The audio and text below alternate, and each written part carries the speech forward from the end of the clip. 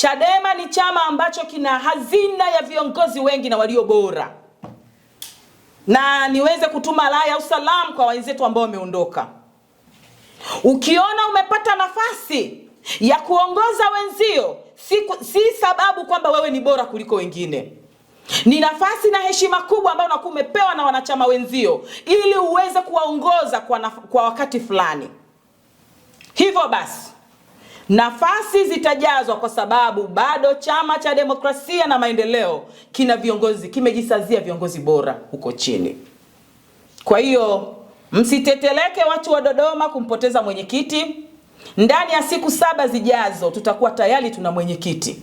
Nitatoa tamko la lini tufanye uchaguzi, kwa hiyo ondoeni shaka.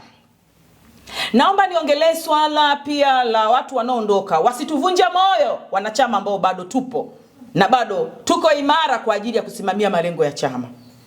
Chama chetu ni chama cha siasa ambao dhumuni lake namba 1 ni kushiriki uchaguzi na kushinda. Tunaposema no reforms, no election, tunamaanisha kwamba hatuko tayari kuendelea kuwa wasindikizaji. Tuingie kwenye chaguzi ambazo hazileti tija. Dhumuni letu namba 1, Chama cha Demokrasia na Maendeleo, ni kushiriki chaguzi ngazi zote za kiserikali na kushinda. 2019 tumepoteza serikali za mitaa kwa ajili ya udhalimu wa serikali hii ya Chama cha Mapinduzi. 2020 tumeshiriki, tulisimamisha wagombea wengi kwenye kata, tulisimamisha wagombea wengi kwenye majimbo. Lakini tulipoteza majimbo yote, tukabaki na mtu mmoja tu. Kama chama cha siasa haina afya.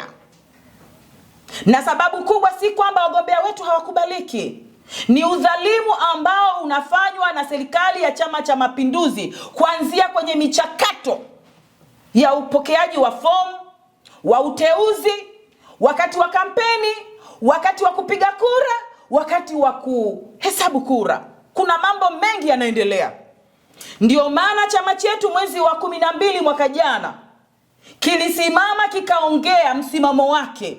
No reforms, no election, maana yake kwamba bila mabadiliko ya kanuni na sheria za uchaguzi hatutaingia kwenye uchaguzi.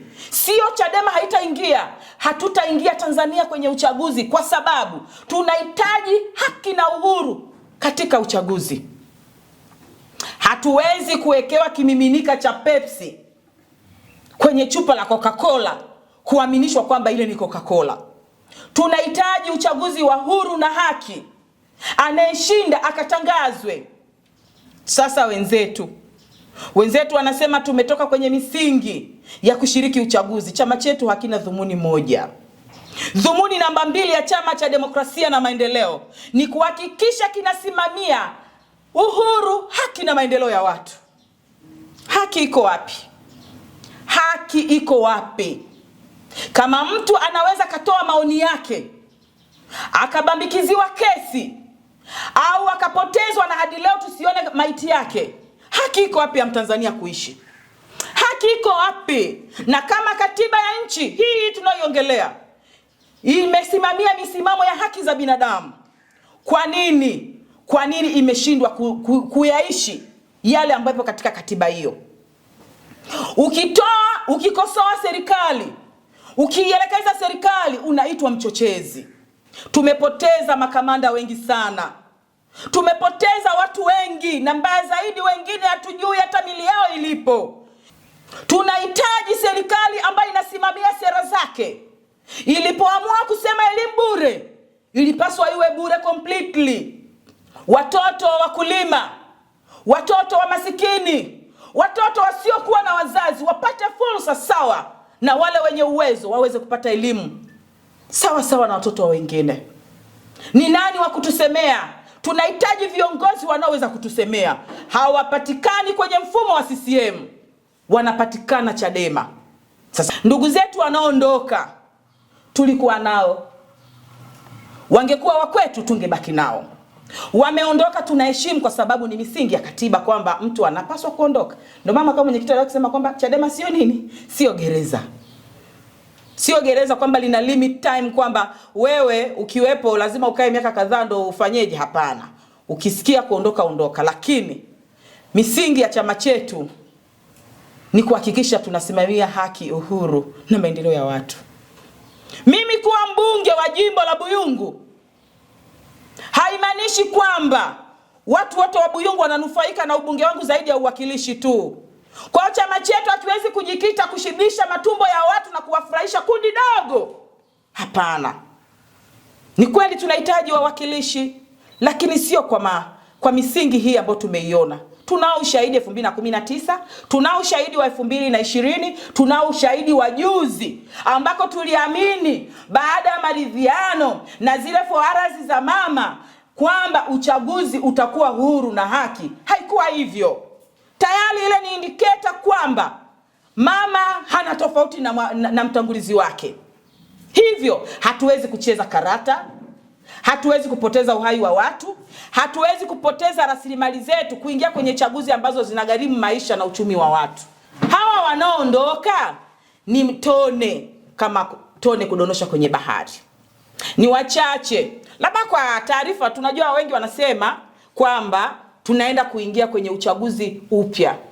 Hadi sasa hivi hatujapoteza nafasi hata 10 hazijafika ambazo ni za kwamba kuna uongozi tunataka kurudia. Hapana.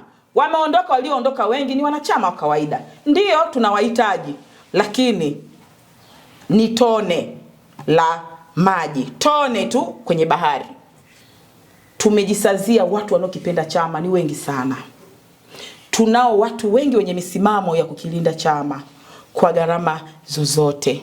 Mimi nasikitika kwa sababu wengi wanaoondoka ni marafiki zangu. Ni marafiki zangu.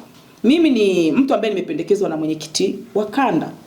Kwa mujibu wa katiba, mwenyekiti anapendekeza, kamati secretariat inafanyeje? Inateua, yani inachakata, inatuchuja, alafu inateua, kamati kuu inathibitisha. Dadangu Devota ndiye aliyenipendekeza.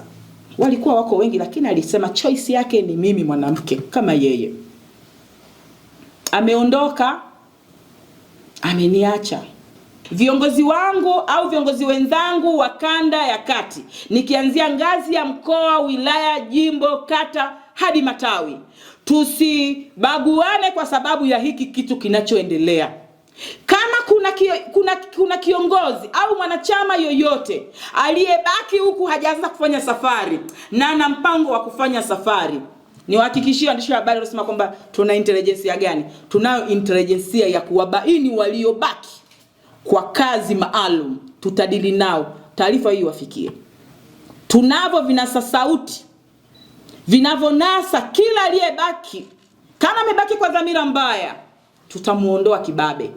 Kwa hiyo wale wote ambao mpo safarini mmebaki kwa mitego, hebu amueni moja. Ukiamua kubaki na sisi, tutabaki na wewe. Ila ukitaka kutusaliti, tutakuondoa.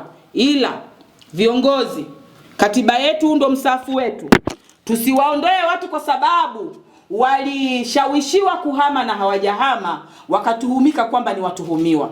Matendo ndio yatakaoonyesha huyu mtu alikuwa wa kwetu au anaendelea kuwa wa kwetu. Kama alishawishiwa na mlimuona ameshawishiwa lakini hajaondoka na hakushiriki kutuhujumu, mwakeni huru.